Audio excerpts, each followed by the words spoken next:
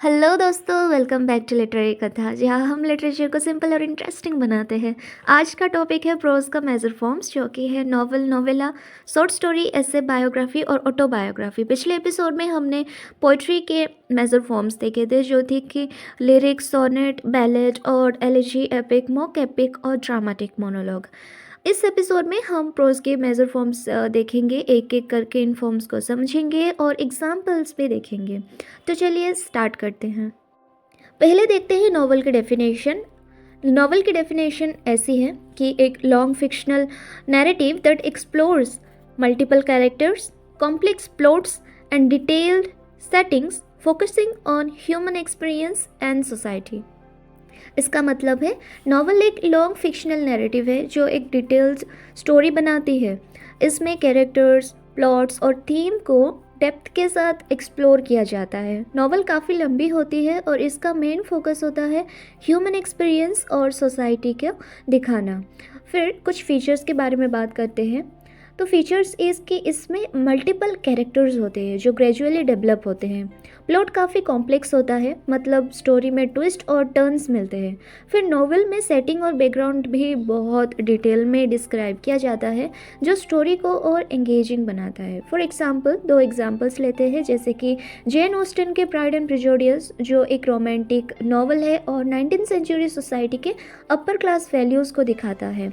फिर आता है चार्ल्स डिकेंसन का ग्रेट एक्सपेक्टेशन, जो एक यंग बॉय की जर्नी और स्ट्रगल्स के बारे में है। नॉवल का एक अलग चार्म होता है, ये रीडर्स को एक पूरी दुनिया में ले जाता है जहां वो कैरेक्टर्स के इमोशंस को फील करते हैं और उनका सफ़र अपना सा लगता है। तो ये था नॉवल के कुछ इम्पॉर्टेंट पॉइंट्स। अब हम बात करते हैं नोवेला की। नोवेला की डेफिनेशन है a medium length fictional narrative that is shorter than a novel but longer than a short story, focusing on a single incident, character और theme with concise and impactful story telling.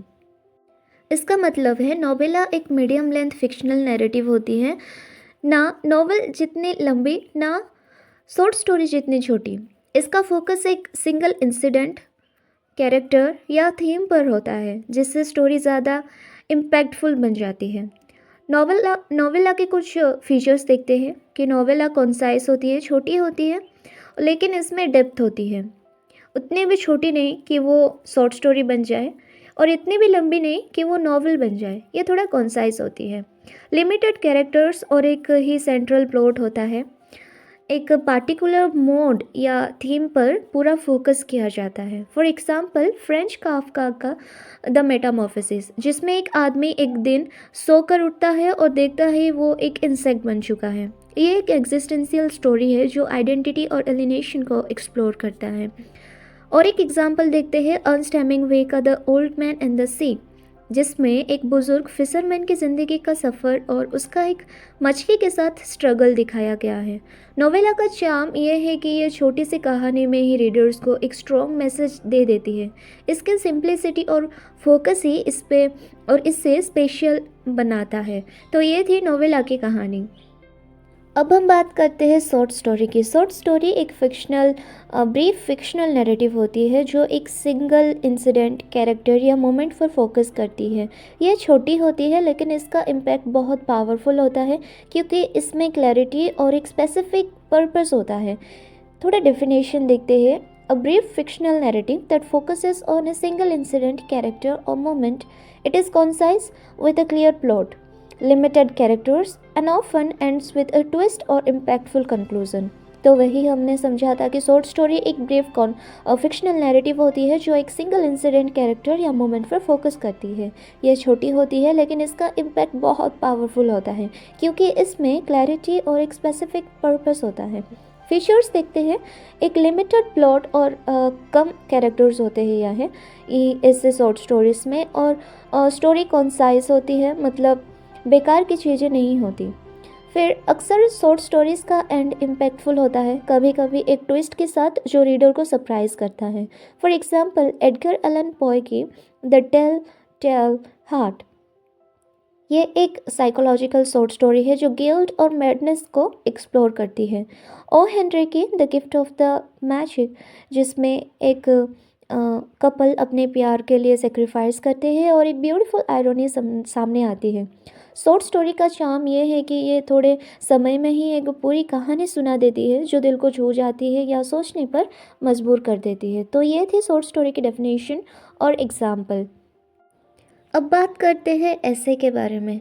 ऐसे का definition ऐसे होता है कि an essay is a short piece of writing that explores a specific topic और idea in a structured format. It presents the writer's thought, argument, or reflection in a clear, concise, and organized manner, often with a focus on analysis, interpretation, or opinion. चलो समझते हैं। ऐसे एक short piece of writing होता है जिसमें एक specific topic या आइडिया को एक्सप्लोर किया जाता है। ये एक स्ट्रक्चर्ड फॉर्म में लिखी जाती है जिसमें राइटर्स अपने थॉट्स, आर्ग्यूमेंट्स और रिफ्लेक्शंस को क्लियर और ऑर्गेनाइज तरीके से प्रेजेंट करते हैं। फीचर्स देखते हैं। इंट्रोडक्शन में टॉपिक का ओवरव्यू दिया जाता है। बॉडी पैराग्राफ में पॉइंट्स और आर्ग्यूमेंट्स को एक्सप्लेन किया जाता है। कंक्लूजन में राइटर्स अपने व्यूज़ को समराइज करते हैं और फाइनल थॉट्स देते हैं। ये सब्जेक्टिव भी हो सकता है, मतलब राइटर्स अपनी पर्सनल ओपिनियन या एक्सपीरियंसेस को भी शेयर कर सकते हैं। फिर कुछ टाइप्स ऑफ एसेस भी होते हैं जैसे कि डिस्क्रिप्टिव एसे, आर्ग्यूमेटिव एसे, नैरेटिव एसे और एक्सपोजिटोरी एसेस होते हैं। डिस्क्रिप्टिव एसे में जो किसी चीज़ या एक्सपीरियंस को डिस्क्राइब करते हैं। आर्ग्यूमेंटेटिव एसे में जिसमें राइटर्स किसी स्पेसिफिक पॉइंट ऑफ व्यू को डिफेंड करते हैं। नैरेटिव एसे जो किसी इंसिडेंट या स्टोरी को नैरेट करता है। और एक्सपोजिटोरी एसे जिसमें किसी कॉन्सेप्ट को एक्सप्लेन किया जाता है। एग्जाम्पल्स देखते हैं जैसे कि माइकल डी मोंटेग्ने के एसे। ये एक फ़िलोसॉफिकल वर्क है जिसमें वो अपने पर्सनल थॉट्स और रिफ्लेक्शन को डिस्कस करते हैं। और एक एग्जांपल है जॉर्ज ऑरवेल का शूटिंग ऑन एलिफेंट। ये एक रिफ्लेक्टिव एसे है जिसमें उन्होंने अपने एक्सपीरियंसेस को ब्रिटिश कॉलोनियल रूल के कॉन्टेक्स्ट में डिस्क्राइब किए हैं। ऐसे का पर्पस है ये होता है कि राइटर्स अपने आइडियाज़ को लॉजिकली और क्लियरली एक्सप्रेस करें ताकि रीडर्स उन्हें अच्छे से समझ सके। ये एक स्ट्रॉन्ग मीडियम है अपने थॉट्स को कम्युनिकेट करने का। तो ये थी ऐसे की डेफिनेशन और उनके टाइप्स और एग्जांपल्स। अब बात करते हैं बायोग्राफी की। बायोग्राफी की डेफिनेशन है a biography is a detailed factual account of a person's life written by someone else.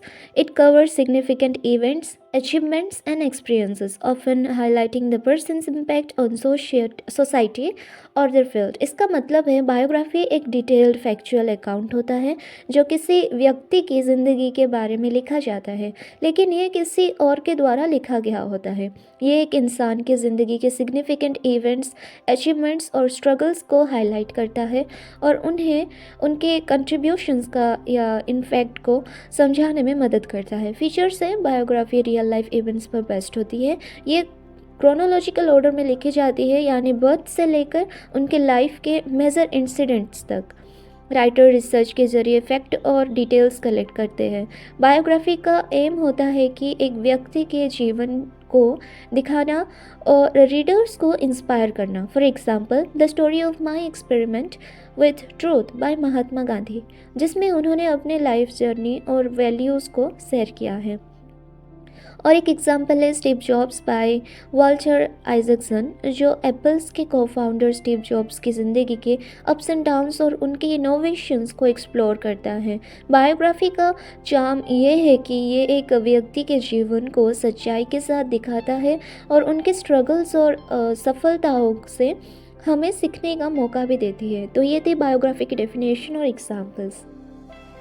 अब बात करते हैं ऑटोबायोग्राफी की। Autobiography is a self written account of a person's life.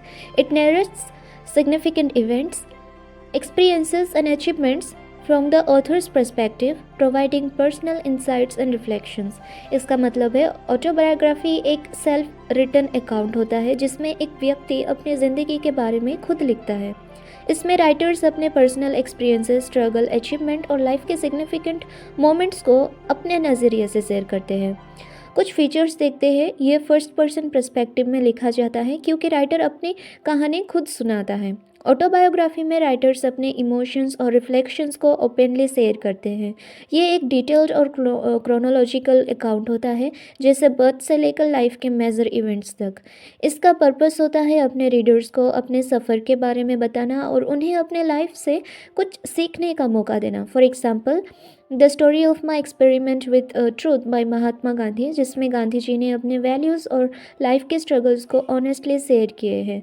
फिर और एक एग्जांपल देखते हैं, wings of fire by doctor APJ Abdul Kalam, जो एक इंस्पिरेशनल ऑटोबायोग्राफी है जिसमें उन्होंने अपने बचपन से लेकर साइंटिस्ट और भारत के प्रेसिडेंट बनने तक का सफ़र डिस्क्राइब किया।